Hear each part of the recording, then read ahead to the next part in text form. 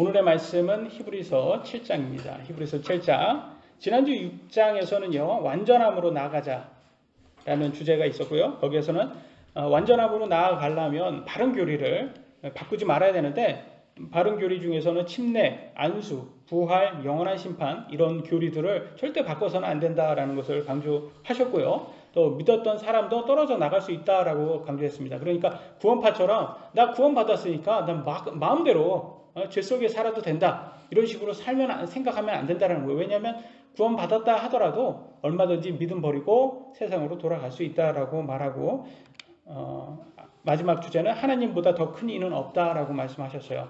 그래서 우리 하나님께서는 자기가 제일 크시기 때문에 자기 이름으로 맹세를 하신 것을 볼 수가 있습니다. 그걸 통해서 하나님께서 이 세상에 가장 크신 분이구나라는 것을 볼 수가 있습니다. 오늘 예수님에 대해서 나눌 건데, 지루한 내용일 수도 있어요. 그런 지루한 내용이지만 굉장히 또 이것 스테이크처럼 아주 삼키기는 어려울 수 있지만 소화시키기는 어려울 수 있지만 굉장히 중요한 내용입니다. 그래서 우리가 꼭 모두가 알아야 되는 내용이 담겨 있습니다. 첫 번째 주제입니다. 아브라함보다 뛰어나신 분이라고 나와 있습니다. 우리 예수님에 대해서 얘기할 건데요. 우리 예수님이 아브라함보다 뛰어나신 분이라는 거고요. 그분이 바로 멜기세덱이라는 겁니다. 멜기세덱. 그래서 멜기세덱에 대해서 함께 연구하는 시간 될 겁니다. 히브리서 7장 1절로 2절 같이 한번 보도록 하겠습니다. 이 멜기세덱은 살렘 왕이요 지극히 높으신 하나님의 제사장이니라. 그가 왕들을 살육하고 돌아오는 아브라함을 만나. 그러니까 이제 왕들을 살육하고 아브라함이 왕들을 다 이렇게 살육하고 돌아왔어요.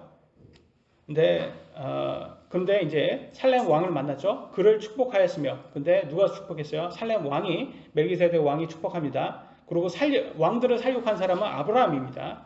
그러니까 좀 여기에서 그가라고 말해서 제가 원하고자 하는 말은, 아브라함이 왕들을 살육하고 돌아오는 길에 멜기세덱 왕을 만나서 멜기세덱으로부터 축복을 받고, 이런 게 말하는 내용인데, 이런 식으로 말하는 게 좀 더 이해가 쉬울 것 같습니다. 2절 보겠습니다. 아브라함도 모든 것의 10분의 1을 그에게 주었느니라. 이렇게 전쟁에 승리해서 왔으니까 노획물이 많잖아요. 거기에서 그것에서 10분의 1을 살렘 왕에게 주었다고 합니다. 그 이름을 해석하면 첫째로 의의 왕이요, 그 다음은 또한 살렘 왕이니 곧 화평의 왕이라 라고 나와 있습니다. 그래서 이 멜기세덱 왕에 대해서 우리가 공부를 할 건데요. 그분이 먼저 살렘 왕이죠. 그 다음에 화평의 왕이라고도 말하고 있습니다. 여러분, 화평이라고, 이렇게 화평의 왕이라는 것을 통해서 우리가 뭘 알 수 있냐면, 여러분 가정에는 화평이 있습니까? 어떻습니까? 예수님이 믿는 가정은 안에는 화평이 있어야 돼요. 그래서 이건 굉장히 중요하다고 생각됩니다. 여러분은 어때요? 여러분이 예수님을 믿기 전에 여러분 가정과 현재 여러분 가정 한번 비교 한번 해보세요. 어떻게 더 화평이 있게 되었습니까? 아니면 더 불화가 많아졌습니까?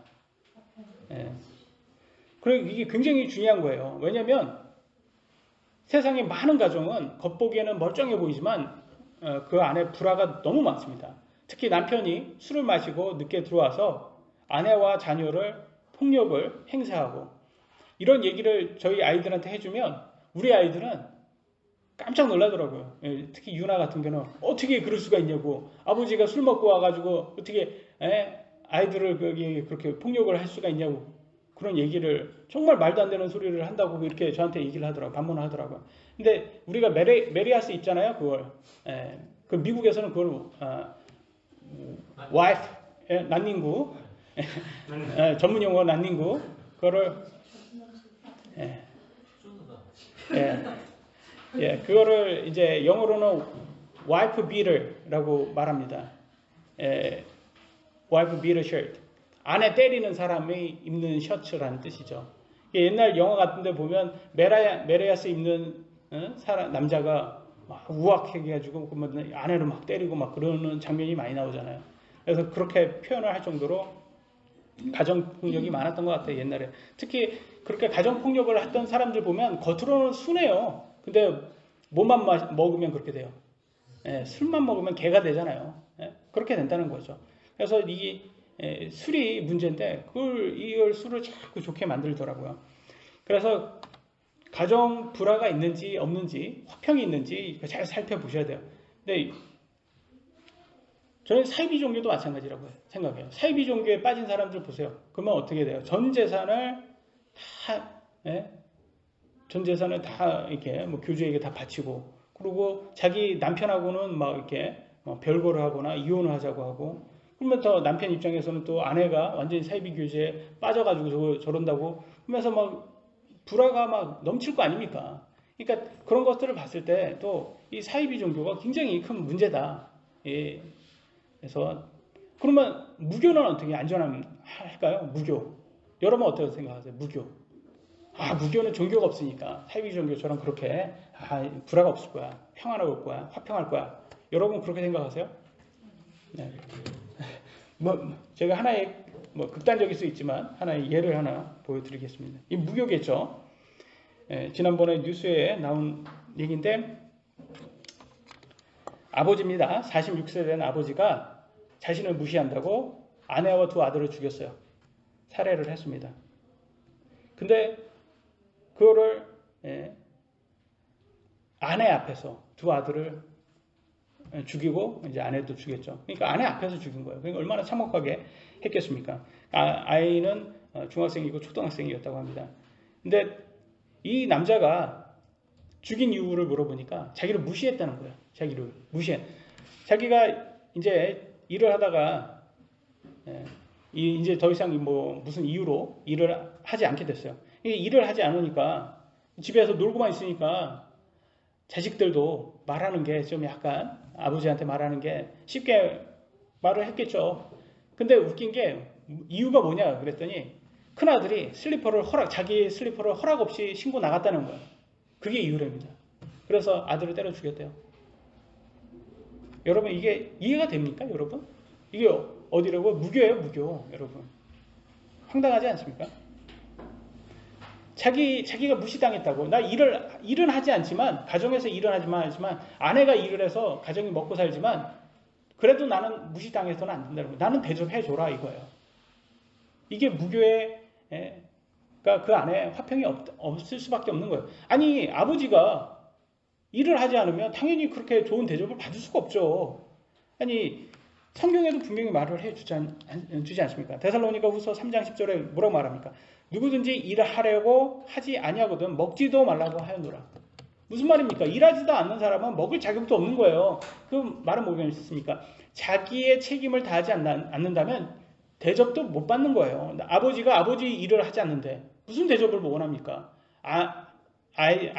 자녀들이 부모에게 부모에게 순종을 합당하게 순종하지 안 해놓고선 부모에게 자기가 자녀로서의 그 대접을 원한다는 그 자체도 굉장히 모순인 거죠. 저는 이 사람이 이렇게 살인을 이렇게 하게 된 것 중에서 여러분 뭐라고 생각합니까? 저는 이걸 디몬 포제션이라고 말하고 싶어요. 그러니까 마귀가 이 사람 안에 들어온 거예요. 이 사람 안에 들어와서 뭐라고 얘기했겠습니까? 속삭이는 거야. 계속 속삭여. 야, 니는 모르겠지만 니네 가족이 널 무시하고 있는 거야 지금. 계속 이렇게 막 벌레가 막 귀를 막 이렇게 무는 것처럼 괴롭혔을 거예요. 너 모르겠지만 너 무시하는 거야. 너 지금 웃고 있지? 저 가족이. 웃는 게 아니야. 너 무시하는 거야. 계속 이렇게 힘들게 했을 거예요. 그러니까 아마 마귀가 속삭였을 겁니다. 죽여. 그렇게 해서 결과적으로 저렇게 죽였을 거예요. 그러니까 여러분 보시듯이 무교라고 절대 안전하지 않습니다. 마귀가 마음대로 너무 쉬운 먹잇감이 될 수 있어요. 그래서 마귀가 이렇게 들어와가지고 사람을, 왜냐면 이게 평상시 사람이라면 자기가 이성이 있다면 자기 그 무시했다고, 그거 무시하면 거기 가서 말을로써 해결해야지, 그게 화를 참지 못하고 이렇게 가족을 죽일 수 있는 그런 상황이 이게 이해가 되십니까? 이건 마귀 아니면 이건 이해가 안 됩니다. 그래서 마귀가 갖고 놓은 게 아닐까 싶어요. 그래서 저는 이제 화평이 주시는 우리 예수님이 우리 안에 있어야지만 우리가 가정을 잘 돌보고, 그래서 이렇게 화가 날 때도, 욱할 때도 그걸 진정시켜 줄 수 있는 게 하나님의 말씀이 아닌가 싶습니다. 우리 예수님에 대해서 계속 이어집니다. 멜기세덱 왕이신 우리 예수님. 히브리서 7장 3절입니다. 그는 멜기세덱 왕이에요. 아버지도 없고 어머니도 없고 혈통도 없고 날들의 시작도 없고 생명의 끝도 없어 오직 하나님의 아들과 같이 되어 항상 제사장으로 있느니라. 그러니까 멜기세덱 왕이 누구라는 얘기예요. 지금 들어보니까 예수님이라는 거잖아요. 그러니까 멜기세덱은 예수님이다. 그러니까 과거에는 우리 구약시대 때는 하나님이 말씀으로 계셨죠. 아니 예수님이 말씀이셨잖아요. 그래서 말씀이셨던 분이 이 아브라함 시대 때는 이게 멜기세덱 왕으로도 계셨구나라는 것을 알 수가 있는 거예요. 그래서 우리 예수님께서 멜기세덱 왕이셨구나라는 것을 볼 수가 있고요. 4절에는 이제 이 사람이 멜기세덱이 얼마나 위대한가 깊이 생각해보라 라고 히브리인들에게 말해주고 있는 거야. 야, 멜기세덱 왕은 굉장히 위대하신 분이야. 심지어 족장 아브라함도 노획물의 10분의 1을 그에게 주었느니라. 전쟁에서 얻은 것 중에서 노획물 10분의 1을 누구한테? 멜기세덱 왕에게 주었답니다. 그러니까 얼마나 더 높은 분입니까? 지금 왜 지금 이런 말을 하냐면 지금 히브리인들에게는 이스라엘인들에게는 유대인들에게는 아브라함이 굉장히 높은 존경하는 분이었어요. 한국인들에게 굉장히 높은 존경하는 분이 누굽니까? 그러면 뭐라고 말하는 줄 아세요? 다 세종대왕 이순신이에요. 그러잖아요. 세종대왕 이순신. 그래서 심지어는 구원 받으세요. 그러니까 아니 세종대왕 이순신은 구원 받았습니까? 이걸 물어보더라고요. 그래서 어떤 사람이 그래가지고 저는 야 정말 황당하다. 자기 구원에 대해서 하는데 세종대왕 이순신의 구원 여부가 그게 중요한가? 그래서 저는 봤을 때 지금 약간 우리나라 사람이 이렇게 좀 약간 세종대왕 이순신을 이렇게 존경하는 게 정도가 크잖아요. 그러니까 그 정도처럼 이 유대인들도 이 아브라함 나는 우리 아브라함의 자손이야. 그래서 굉장히 존경심, 경외심이 굉장히 컸던 것 같아요. 그래서 어떻게 성경에 또 어떤 침례요한이 어떻게 얘기하냐면 유대인들에게 야 너네들 아브라함이 너네 조상이라고 그렇게 좀 우월의식 좀 갖지 마 이런 식으로 얘기를 합니다. 누가복음 3장 8절에 그러므로 회개에 합당한 열매를 맺고 너희 속으로 우리에게는 아브라함이 우리 아버지로 있다 하고 말하기 시작하지 말라라고 말합니다. 무슨 말입니까 이게? 야 너네 좀 회개에 합당한 열매 좀 하나님 믿는 사람처럼 행동을 해. 그런 열매를 좀 내.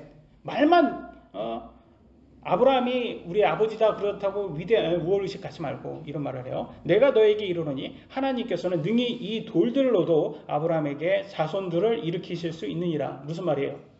그러니까 돌도 아브라함의 자손들이 될 수 있다는 거예요. 그러니까 아무나 될 수 있다. 심지어 아브라함의 자손들은 이 돌까지도 아브라함 자손 될 수 있기 때문에 누구나 하나님께서 원하면 누구나 그렇게 만들 수 있으니까 그 우월의식 가질 게 아니야. 아브라함의 자손 되었다고. 그걸 얘기하는 거죠. 그래서 왜 지금 멜기세덱과 아브라함하고 비교를 하냐? 그러니까 유대인들이 아브라함 그러면 최고로 치기 때문에 그렇다는 것을 우월의식을 가졌기 때문에 아브라함보다 더 위대하신 분이 이 멜기세덱 왕이셔 이렇게 말하면 그게 그들에게는 충격인 거예요. 그래서 지금 충격을 주고 있는 거죠. 우월의식 갖지 말라. 5절 6절 보겠습니다. 진실로 레위의 아들들 중에서 제사장 직의 직무를 받는 자들은 자기 형제인 그 백성이 아브라함의 허리에서 나왔음에도 불구하고 율법에 따라 그들에게 11조를 취하라고 명령 받으나 무슨 말인지 어렵죠. 그러니까 구약 시대 때 아론의 후손들이 대제사장과 제사장이 직분을 했잖아요. 그들이 누구한테 11조를 받았어요? 같은 유대인들에게 받았잖아요. 그러니까 인간도 다른 인간에게 11조를 받았지 않냐 이걸 얘기를 한 거예요. 6절 혈통이 그들로부터 나온 것으로 여겨지지 않는 그는 아브라함에게서 10분의 1을 받고 약속들을 가진 그를 축복하였느니라. 근데 멜기세덱 왕하고 아브라함하고는 전혀 관계가 없는 사람이에요. 가족도 아니고 같은 유대인도 아니 지금 이런 걸로 치지도 않습니다. 뭐 유대인이라고도 같이 칠 수 있겠지만 일단은 우리 예수님이시기 때문에 혈통으로 연결은 안 돼 있다고 말을 하고 있습니다. 그런데도 10분의 1을 아브라함이 줬다라는 거예요. 멜기세덱 왕에게. 그러니까 그리고 축복을 받은 거예요. 아브라함이 받은 거예요. 그러니까 축복을 받았다는 것은 이따 다음에 나오지만 누가 더 높은 사람이라는 거예요. 아브람보다 멜기세덱 왕이 더 높다라는 것을 말해주고 있습니다. 레위 제사장들은 아브라함의 후손들에게 11조를 받았습니다. 그러나 멜기세덱 살렘 왕은 아브라함과 혈통 관계도 아니었는데도 11조를 받고 아브라함을 축복했다고 말합니다. 혈연 관계보다도 더 중요한 것은 누가 제사장 직무를 주었느냐입니다. 하나님께서 레위 자손들을 제사장으로 임명하기 훨씬 이전인 아브라함 시대 때 이미 하나님께서는 멜기세덱 살렘 왕을 대제사장으로 임명하셨다는 것을 볼 수가 있습니다. 여러분 그걸 아셔야 되는 거예요. 그러니까 직분보다 더 중요한 것은 누가 그 직분을 주었냐입니다. 그잖아요. 제가 여러분에게 직분을 한번 제가 박형제님께부터 제가 오늘부터 박형제님은 총리입니다. 총리. 그렇다고 총리가 되는 건 아니잖아요. 제가 이렇게 했다고 대통령이 지명해야지 총리가 되지.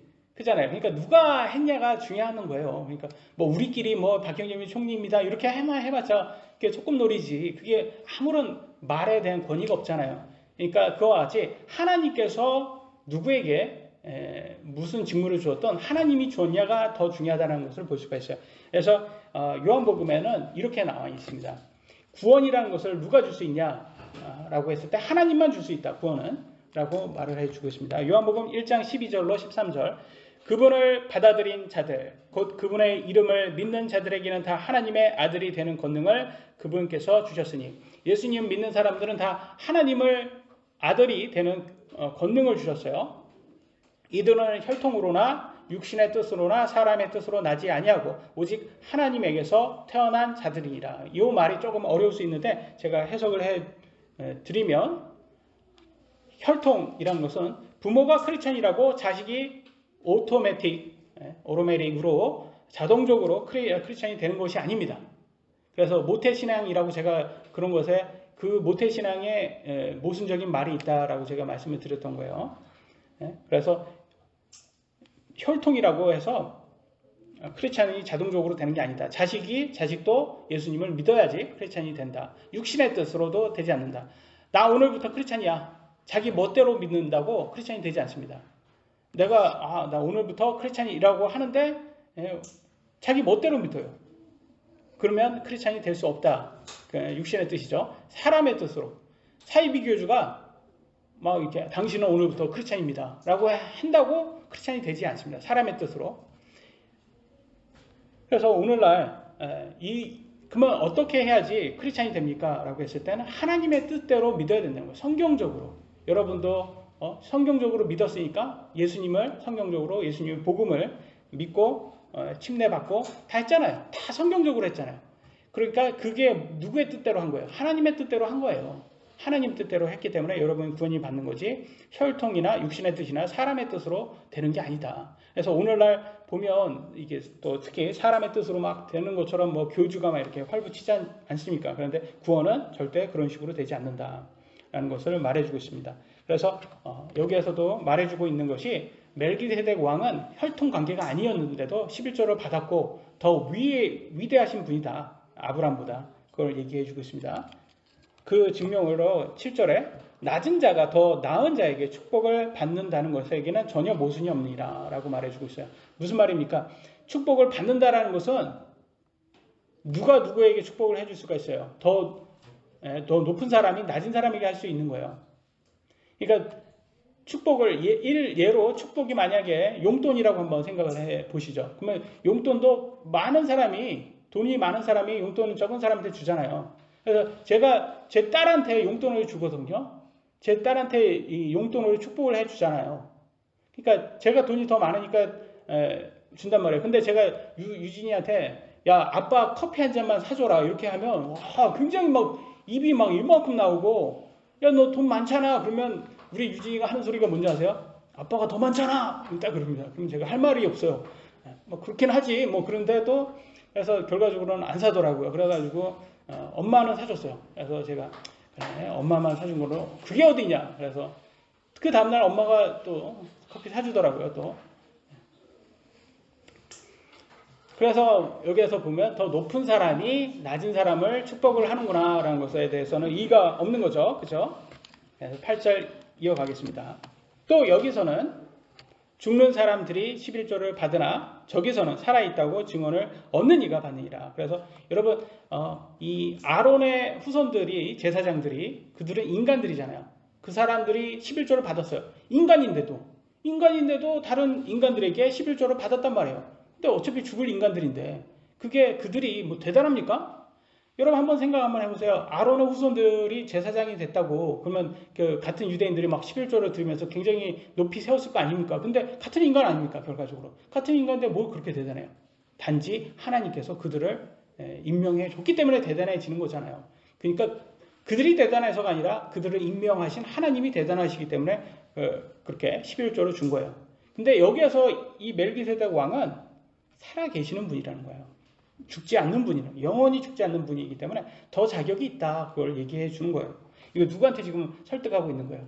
유대인들에게 설득하고 있는 거예요. 우리는 이방인들이기 때문에 이걸 이미 다 배웠기 때문에 이걸 받아들이는 게 어렵지가 않아요. 그죠? 여러분 뭐 아브라함을 뭐 이순신이나 뭐 세종대왕처럼 뭐 그렇게 존경하나요?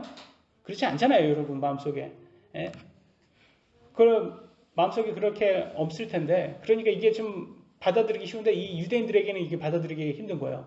아니 아브라함보다 더 높은 사람이 있다고? 아브라함보다 하나님 다음에 아브라함 아니야? 더 아브라함 아브라함의 후손들인데 더 높은 사람이 있다고? 말이 안 받아들여지는 거예요. 근데 그걸 자꾸 설명해 주는 거예요. 이 멜기세덱 왕이 더 높으신 분이야.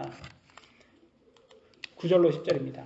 또 나는 11조를 받은 레위도 아브라함 안에서 11조를 바쳤다고 말할 수 있나니 멜기세덱이 아브라함을 만났을 때에 레위는 이미 자기 조상의 허리에 있었느니라.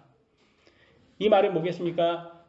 멜기세덱이 아직 아브라함이 멜기세덱 왕에게 11조를 줬을 때 레위 자손들은 어디 있어요? 아직도 태어나기도 전이에요. 그러니까 허리에 있었어요. DNA였어요. DNA. 아브라함의 DNA로 있다가 그러니까 아브라함이 11조를 준 게 곧 그것도 레위가 준 것이 아니냐. 같이 준 것이다. 라고 이렇게 보여주고 있습니다. 그러니까 이 사람들도 이 히브리인들에게는 레위 사람들을 굉장히 레위 사람은 제사장이다 라면서 굉장히 높이 세우는데 이 멜기세덱 왕을 대제사장으로는 받아들이기 힘드니까 이 멜기세덱 왕이 레위보다도 더 높은 분이다. 이것도 설명해 주고 있습니다. 그래서 레위들까지도 사실은 아브라함을 통해서 11조를 준 거나 다름없다라고 표현을 해주고 있습니다. 두 번째 주제 보도록 하겠습니다. 두 번째 주제는 인간 제사장으로는 완전할 수 없음입니다. 인간 제사장으로는 완전할 수 없음. 11절 보겠습니다. 그러므로 만일 레위의 제사장 체계를 통해 완전함이 있을 수 있었으면 백성이 그의 제사장 체계 하에서 율법을 받았느니라. 아론의 계통에 따라 부르심을 받지 아니하고 멜기세덱의 계통을 따른 다른 제사장이 일어날 필요가 또 있었겠느냐? 이 말을 다시 한번 거꾸로 얘기하면 예수님이 이 땅에 오신 이유는 제사장으로 오신 이유는 레위의 제사장직이 완벽하지 못했기 때문이라는 것을 얘기해 주는 거예요. 그러니까 인간 제사장은 완벽하지 않기 때문에 완전하지 않기 때문에 다른 제사장이 있을 수밖에 없었다라는 것을 설명해 주고 있는 거예요. 왜 인간 제사장이 완전해질 수 없었냐면 인간 제사장은 율법을 완전히 지킬 수 없었기 때문입니다. 여러분 그 제사장이라도 율법을 잘 지켰을까요? 인간인데 못 지켰어요. 아무도 못 지켰어요. 인간은 지킬 수가 없습니다. 율법을. 그렇기 때문에 자기가 제사장 직무를 맡았어도 자기도 자기를 위해서 자기 죄를 위해서 하나님께 드려야 됐어요. 헌물을. 그만큼 인간은 그런 연약한 존재고 미완성된 존재라는 것을 말해주고 있습니다. 12절 보겠습니다. 제사장 체계가 변하였은즉 율법도 변하는 것이 마땅하니라고 말하고 있습니다. 그 말은 뭐겠습니까? 지금 아론의 제사장 체계가 구약이었잖아요. 근데 신약으로 오면서 대제사장은 예수님이 되셨어요. 그죠? 그렇기 때문에 율법도 마찬가지로 이제는 변화해서 이제는 더 이상 율법으로 하지 않고 예수님의 복음으로 한다고 합니다. 그래서 이게 바뀌었다는 것을 설명해 주고 있습니다. 우리에게 그래서 이것은 구약과 신약의 차이를 말해주고 있는 거예요. 구약은 옛날 약속이에요. 구약이라고 하잖아요. 그래서 옛날 언약, 말로 한 약속, 옛날 말로 한 약속이 구약이고요. 새로 말로 한 약속을 신약이라고 합니다. 그죠? 그래서 Old Testament, New Testament 이렇게 표현을 하죠. 그래서 여러분 동창들이 서로 만나기로 했는데요. 카톡에다가 이제 화요일 날 만나기로 했다가 누구 한 명이 안 된대요. 그러니까 그래 그럼 수요일 날 같이 만나자라고 했어요. 그래서 수요일 날 딱 만났거든요. 그러니까 거기 개똥이가 거기에서 나온 개똥이가 죄송합니다. 또 촌스럽게 개똥이라고 갑자기 생각이 나서 개똥이라고 제가 했네요. 개똥이가 야 너네들 왜 화요일 날 만나자고 해놓고 왜 안 나왔어? 그럽니다. 그러면 어떻게 될까요? 개똥이는 역시 야 너는 역시 개똥이구나. 학교 때도 그러더니 아직까지도 화요일 날 야 그거 다 취소됐잖아. 이제는 다 수요일 날 만나기로 했잖아. 라고 할 거 아닙니까? 그러니까 지금 애가 좀 약간 부족한 애가 2% 부족한 애가 돼버리는 거예요. 그러니까 옛날 약속은 새로운 약속이 오면 자동 취소가 된다는 것은 너무나 당연한 일 아닙니까? 그죠? 그러니까 구약이라는 것도 말 그대로 신약이 오면 옛날 약속인 구약은 취소가 된다는 거예요. 그건 말하지 않아도 되는 거예요. 근데 그걸 아직도 집착하는 사람도 있어요. 구약을. 나는 화요일 날 무조건 만나야 돼. 그러면 여러분 친구 중에서 그런 친구가 있다면 조금 멀리 하시면 돼요. 조금 멀리 하셔야지. 그건 뭐 자꾸 화요일 날 집착하면서 그런 사람들이 오늘날 유대인들이에요. 유대인들. 신약이 왔는데도 불구하고 우리는 구약, 아들도 율법, 메시아가 오실 거야 그러면서 계속 집착하고 있잖아요. 옛날 이제 취소된 약속을 계속 집착하는 애들이라는 걸 볼 수가 있는 거예요. 좀 약간 부족한 사람이 되는 거죠. 황당하죠. 13절, 14절입니다. 또 이 일들이 말하는 그분은 다른 지파에 속하시는데 그 지파에서는 아무도 제단에서 섬기는 일을 맡지 아니하였느니라. 우리 주께서 유다에게서 나신 것이 분명하도다. 이 지파에 대하여는 모세가 제사장 직분에 관해 아무것도 말하지 아니하였고. 여러분 레위 지파만 제사장직을 했어요.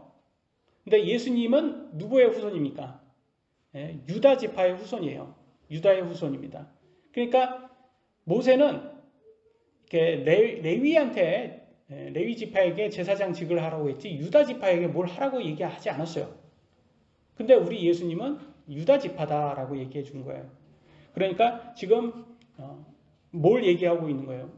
이 예수님의 대제사장은 이 레위 지파에서 오신 게 아니라 이 멜기세덱 계통으로 오신 거다. 이 계통 자체가 틀린 거예요, 지금.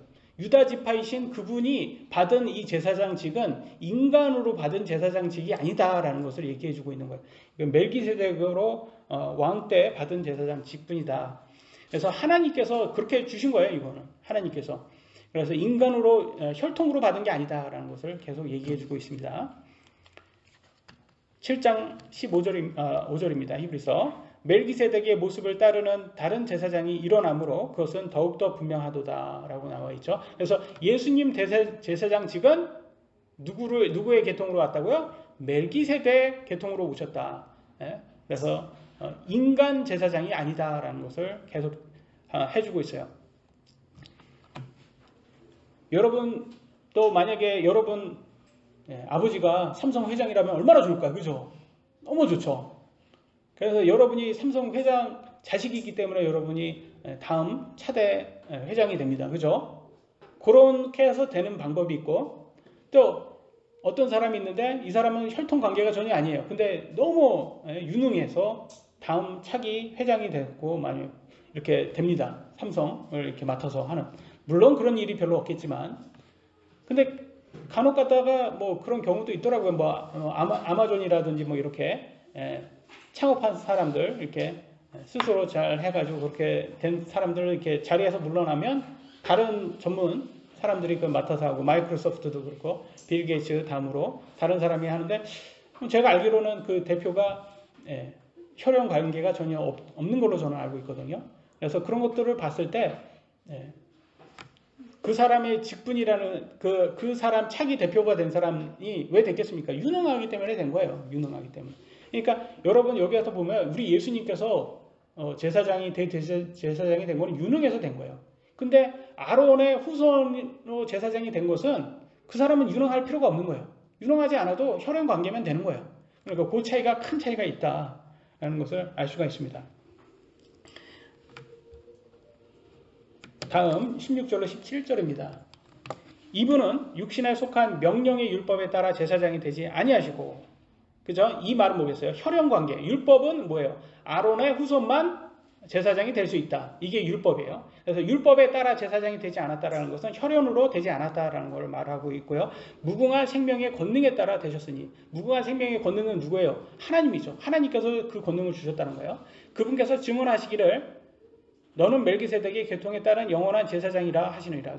그분은 누구예요? 하나님께서 그렇게 증언하셨대요. 예수님한테 너는 멜기세덱의 계통에 따른 영원한 제사장이다. 이렇게 하셨답니다. 그러니까 우리가 알 수 있듯이 율법에 따른 것은 혈연 관계로 주는 제사장직이고, 여기에서 말하는 것은 하나님께서 주신 권능으로 주신 멜기세덱 계통으로 주신 거다라는 큰 차이가 있다는 것을 볼 수가 있습니다. 18절입니다. 18절 앞서 나가던 명령 뭐예요? 구약이죠. 구약이 앞서 나갔잖아요. 먼저 나갔잖아요. 구약은 그것의 연약함과 무익함으로 인하여 진실로 패하여졌도다. 구약이 어떻게 됐대요? 연약함과 무익함으로 패하여졌다. 취소됐다라는 거예요.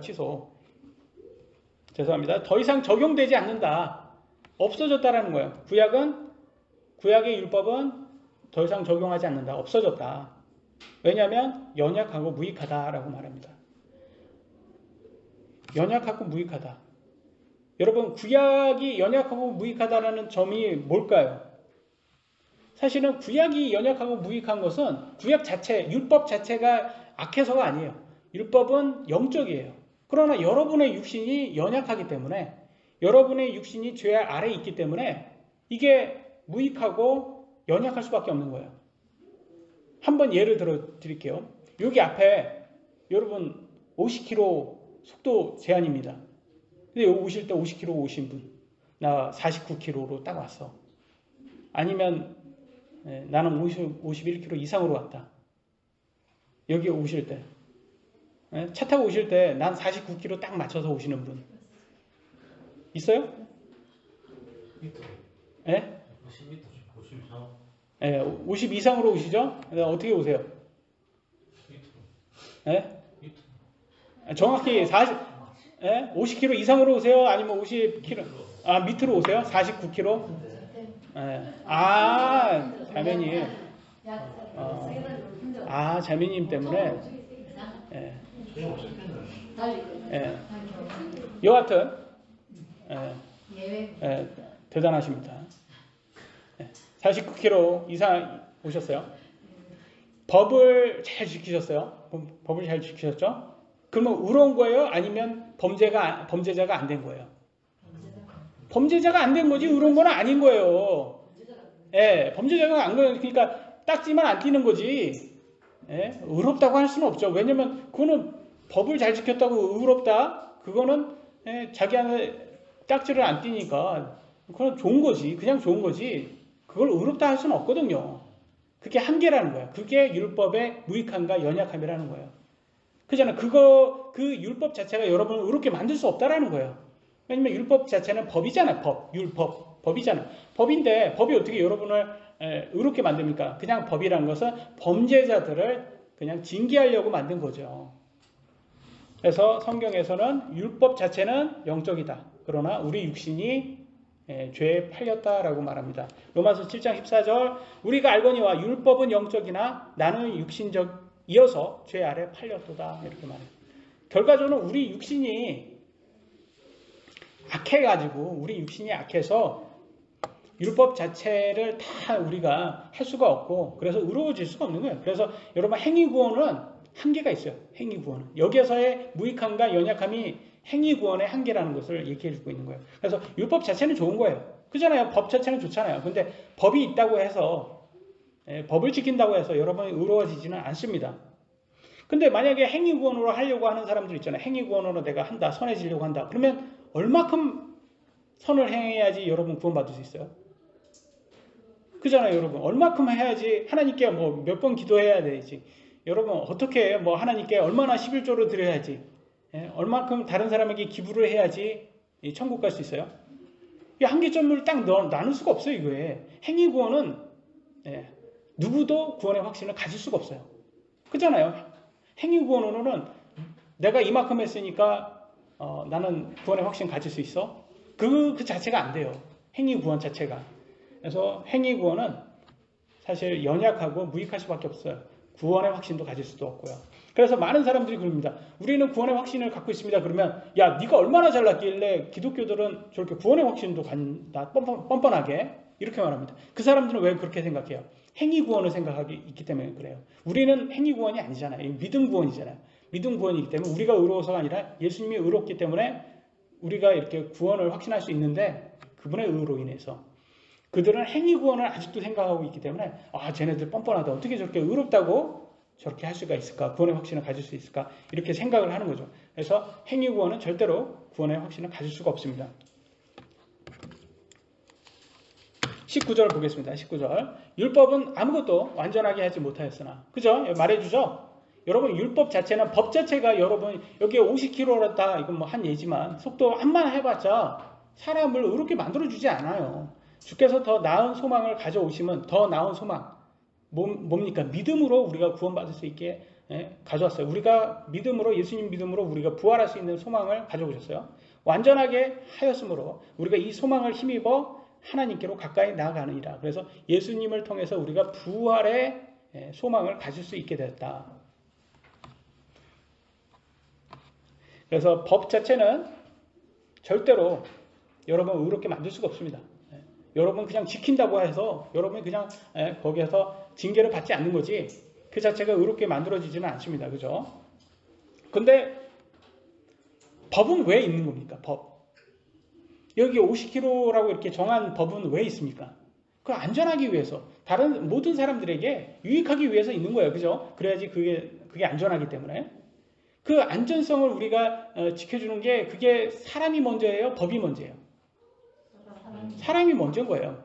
근데 법을 너무 이렇게 우선시하면 사람을 막 힘들게 하는데도 그 법을 우선시하면 그건 문제가 있는 거예요. 근데 옛날 예수님 당시 때는 이게 율법을 가지고 예수님을 범죄자로 만들려고 자꾸 법을 더 우선시 사람보다 더 우선시 하는 모습이 나옵니다. 마가복음 2장 마가복음 2장 27절에 이렇게 나왔습니다. 또 그들에게 이르시되 안식일은 율법이죠. 사람을 위해 만들어졌으며, 그죠? 율법은 사람을 위해 만들어졌어요. 사람이 안식일을 위해 만들어지지 아니하였나니라고 말해주고 있어요. 그러니까 뭐가 우선이다? 법보다는 사람이 먼저다. 이걸 보여주고 있는 거예요. 법보다는 사람이 먼저다. 그래서 저는 항상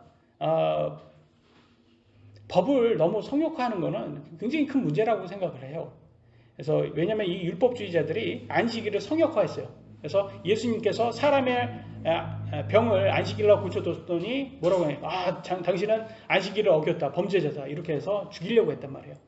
이게 성역화한 거 아닙니까? 그래서 저는 좀 약간 그 민식이법도 너무 성역화해서는 안 된다. 그러니까 민식이법이 안전을 위한 거잖아요. 우리 아이들. 안전하기 위해서는 스쿨 전에 그거를 언제 그걸 해야지 가장 안전하다는 거예요. 아이들이 학교에 있을 때 하는 게 안전한 거예요. 근데 스쿨 전에 자꾸 그 CCTV라고 하나 저기 카메라죠. 속도 카메라를 24시간 돌려요. 밤에. 웃기잖아요. 미국은 스쿨 전에 등하교하고 수업 시간에는 작동을 해요. 그래서 그 시간대는 이걸 딱 이렇게 속도 위반하면 딱 잡습니다.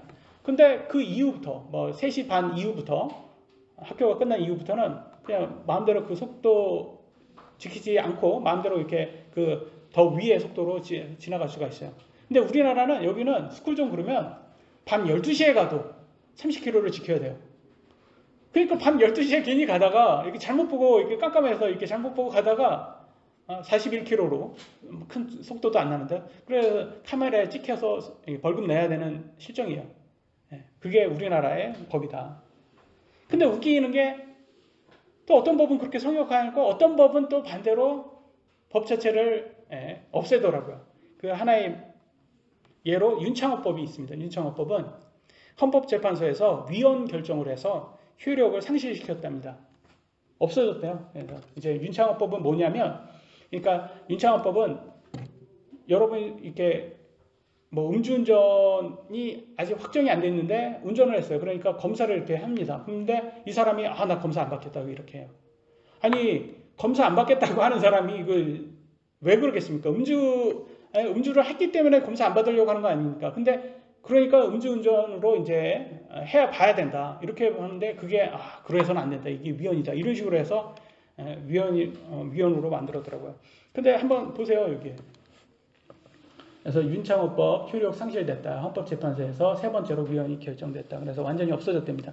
그러니까 여러분 한번 생각 한번 해보세요. 밤 12시에 저기 그 학교 앞에 스쿨존 지나는 사람이 그게 그 사람의 문제입니까? 아니면 술 먹고 운전하는 사람의 문제입니까?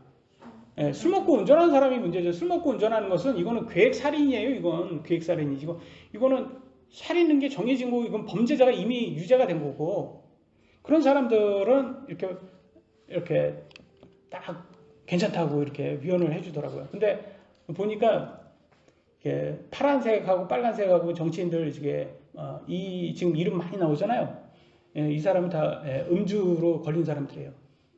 근데 이걸 누가 이렇게 했더니 이게 좌파 미디어가 이렇게 했더라고요. 좌파 미디어가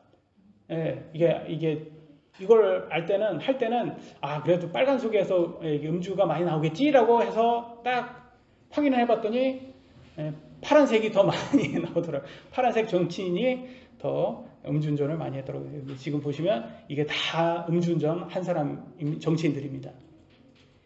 그러니까 이렇게 많이 음주운전을 많이 하니까 이렇게 위헌을 시키는 것도 다 이렇게 연관이 있지 않을까라고, 참 보면 정말 어떤 법을 더 효력 있게 해야 되는지, 참 사람이 더 우선순위가 어떤 법을 우선순위로 해야 되는지 알 수가 있겠죠. 그래서 우리는 법보다는 사람이 우선인데, 참 여기에서는 법보다는 정치인들이 더 우선이다 라고 된 것 같습니다.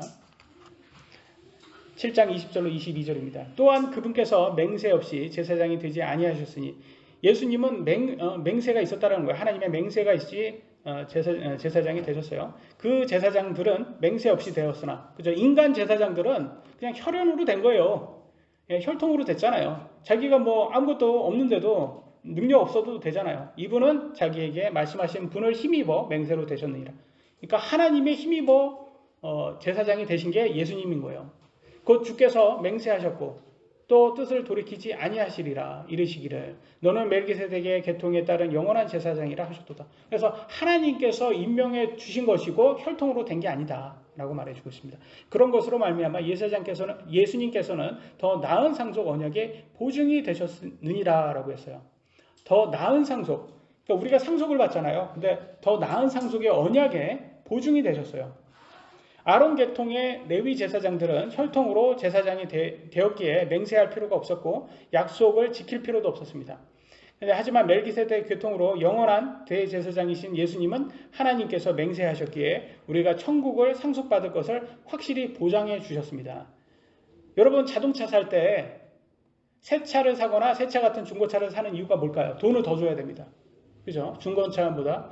왜냐 5년 보통 현대나 기아나 5년 보증되거든요.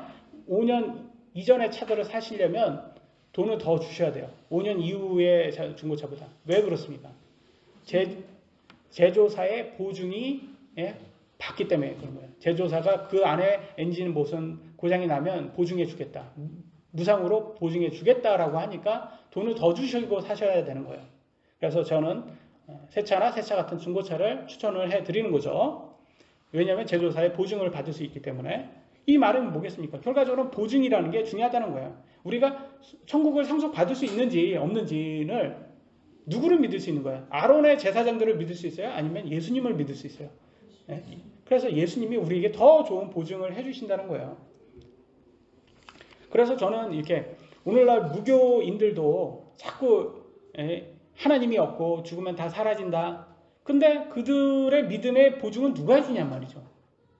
과학자가 해줍니까? 과학자도 사람이잖아요. 과학자도 이게 인간 제사장들처럼 그냥 사람이에요. 그들이 무슨 보증을 해줍니까? 그래서 딱 죽어봤는데 성경이 다 맞아요. 예, 지옥도 있고 예, 불의 호수도 있어요. 천국도 있고. 그럴 때 과학자가 예, 아 나의 실수 그러면서 아 미안 뭐 그럽니까? 아무런 뭐 보증을 안 해준다는 거예요. 보증을 할 수가 없는 거예요. 인간이 누구를 보증을 줄 수 있습니까? 죽은 이후에. 그러니까 이 보증을 그걸 믿는다, 인간을 믿는다는 그 자체가 보증이 안 되는 거예요. 그래서 무교인들은 AS 보증을 받을 수 없는 것을 과학자를 지금 믿고 있는 사람들이라는 걸 볼 수가 있습니다. 그거는 이 율법주의자들하고 마찬가지죠. 인간 제사장들을 율법을 믿는 사람들하고 마찬가지입니다. 마지막 주제입니다. 인간 제사장들도 죽는다. 23절로 24절. 그들이 참으로 다수의 제사장이었던 것은 죽음으로 인해 그들이 항상 잊지 못하였기 때문이로다. 그잖아요. 아론이 왜 계속 제사장 못합니까? 제사장 하면 좋잖아요. 높은 위치고 대접도 좋을 것이고 11조도 받고 좋잖아요. 근데 왜 아론은 계속 하지 않았습니까? 죽었기 때문에. 그죠? 그러니까 제사장이 많았다는 거예요. 인간 제사장은. 근데 예수님은 딱 한 분이잖아요. 왜? 죽지 않으시는 분이기 때문에. 그래서 근데 24절 이 사람은 예수님은 항상 계심으로 변할 수 없는 제사장 직분을 소유하시느니라. 그래서 예수님은 딱 한 분이에요. 그래서 얼마나 좋습니까? 그래서 저는 사실 이렇게 오늘날 그 헌법 재판소의 재판관들도 계속 뭐 이렇게 바뀌잖아요. 뭐 인간이기 때문에 바뀔 수밖에 없어요. 근데 그래도 헌법재판소는 그래도 중립을 지켜야 되는데 이 사람들이 다 이렇게 중립 지키지도 않고 뭐 위헌이지만 유효하다. 검수완박. 약간 술 먹고 운전을 했지만 음주운전은 아니다. 약간 이렇게 정말 모순의 결정체가 아닌가 싶어요. 근데 검수완박 그래 좋다 이거예요. 그래 자기네들 수사받고 싶지 않으니까 당 지지하는 건 좋아요. 근데 그 결과를 한번 보세요. 14살이 마약을 했답니다. 지금 마약이 검수완박 그렇게 하는 그 결과가 어떻게 됐습니까? 지금 14살짜리도 마약을 하는 그런 나라가 돼버렸어요. 지금 얼마나 지금 이 사이드 어펙트 그게 얼마나 큽니까? 지금 그 결과가 부작용이 정말 크죠. 그와 같이 아론의 후손들도 마찬가지였어요. 여러분 아론의 후손들이 자꾸 인간이었잖아요. 결과적으로. 근데 인간이었는데 하나님을 믿는 하나님을 잘 믿는 왕 밑에 있었던 제사장들은 하나님 말씀대로 잘했어요. 근데 하나님을 믿지 않는 왕 있잖아요. 그 유다 왕 중에서 하나님 믿지 않는 그런 악한 왕들 밑에 있던 제사장들은 어떻게 말했냐면 그 왕들에게 잘 보이기 싶어서 하나님의 말씀을 제대로 안 하고 막 이렇게 정치적으로 막 그렇게 했단 말이에요. 그래서 자기 살려고. 그래서 인간은 역시 어쩔 수 없구나. 그래서 인간은 죽고 한계점을 바로 보인다라는 것을 보여주고 있습니다. 25절 그러므로 그분께서 항상 살아계셔서 그들을 위해 중보하심을 보건대 그분은 또한 자기를 통하여 하나님께 나아오는 자들을 끝까지 구원하실 수 있느니라. 그래서 예수님은 죽지 않으시기 때문에 우리를 끝까지 보증해 주실 수 있다라는 거예요. 근데 인간 제사장은 자기도 죽는데 누굴 보증해 줍니까? 어쩔 수 없다. 한계점을 보여주고 있다는 거예요. 26절 이러한 대제사장께서는 우리에게 합당한 분이셨으니 예수님이죠. 곧 그분은 거룩하시고 해가 없으시고 더러움이 없으시고 죄인들로부터 분리되시고 하늘들보다 더 높이 되셨느니라. 라고 우리 예수님이 죄가 없으신 분이다라는 것을 분명히 얘기해 주고 있습니다. 그래서 여러분 생각 한번 해보세요. 제가 아까도 말씀드렸지만 예수님 믿기 전과 믿은 후 여러분 가정이 더 어떻게 됐는지, 화목해졌는지, 아니면 불화가 더 됐는지, 아니면 여러분 재산이 강탈됐는지, 아니면 더 재산이 불어났는지, 가정이 파괴됐는지, 아니면 더 화목해졌는지. 예수님 믿으면 재정이 더 좋아진다는 말은 성경적으로 하나님 말씀대로 술도 안 마시고 담배도 안 피고 이렇게 쓸데없이 돈 낭비하지 않으니까 돈이 늘 수밖에 없어요, 사실은. 그리고 또 가족들도 하나님 말씀대로 잘 순종해서 하나님 말씀대로 더 잘해주면 남편이 자기 몸처럼 아내를 잘해주고 아내도 하나님처럼 남편을 이렇게 존경하고 이렇게 딱 하면 가정이 서로 화평할 수밖에 없거든요. 그래서 우리 하나님, 우리 예수님으로는 해가 없는 분이에요. 그런 분이에요. 27절입니다. 그분께서, 예수님께서 저 대제사장들과 같이 먼저 자기의 죄들로 인하여 날마다 희생물을 드리고 그 다음에 백성의 죄들로 인하여 희생물을 드릴 필요가 없으시니, 그 말은 뭐냐? 아론의 제사장, 인간 제사장들은 제사를 지낼 때 자기 죄에 희생물을 먼저 드려야 됐던 거예요. 왜? 자기도 죄인이기 때문에 희생물을 드리고 다른 백성들의 희생물을 드렸어야 됐어요. 근데 우리 예수님은 죄가 없으신 분이기 때문에 자기를 위해서 희생물을 드릴 필요가 없는 분이에요. 누구를 위해서만? 백성을 위해서만 희생물을 언제? 단 한 번 십자가에서 딱 한 번만 드렸다는 거예요. 필요가 없으시니 이는 그분께서 친히 자신을 드리실 때 이 일을 단 한 번에 행하셨기 때문이다. 딱 한 번만 했어요. 딱 한 번. 그래서 보세요. 천주교의 십자가 보세요. 여기는 교회고 여기 개신교, 끝에는 개신교 십자가고 뭐가 차이가 나요? 그죠? 천주교의 십자가는 저게 예수님이 자꾸 십자가에 못 박혀 있고, 개신교의 십자가는 예수님이 없잖아요. 뭘 나타나고 있는 거예요? 그죠? 개신교의 십자가는 부활을 뜻하고, 천주교의 십자가는 희생물, 제사장이 계속 양을 드리는 것처럼 예수님을 저렇게 죽여야 되는 거예요. 왜냐면 천주교 쟤네는 자기네들이 제사장이거든요. 인간 제사장 그대로 이어가는 거예요. 그러니까 마치 북한이 조선을 이어가잖아요. 그래서 북조선이잖아요, 저기. 그리고 지금 왕이 누구예요? 조선 왕이 누구예요? 저기 김정은이에요, 저거, 김정은. 저기 조선 왕이잖아요, 지금. 아직도 조선이 계속 이어지는 것처럼 여기도 구약이 계속 이어지는 거예요. 누구로 인해서? 천주교로 인해서. 그래서 제사장직을 계속 하는 거다, 저들이. 그래서 저들은 예수님을 매일 죽입니다. 매 예배 때마다 죽여요. 근데 우리 개신교는, 우리는 부활의 예수님을 믿기 때문에 십자가는 비어 있습니다.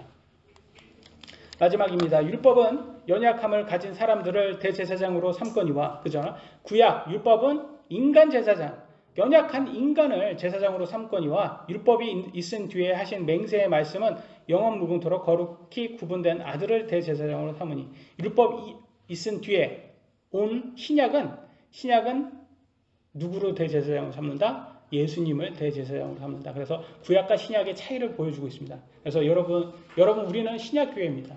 신약교회는 신약을 믿는 사람들이고, 구약은 폐해졌어요. 없어졌어요. 취소됐어요. 이제 더 이상 믿을 필요가 없어요. 그래서 적용을 하지 않는 겁니다.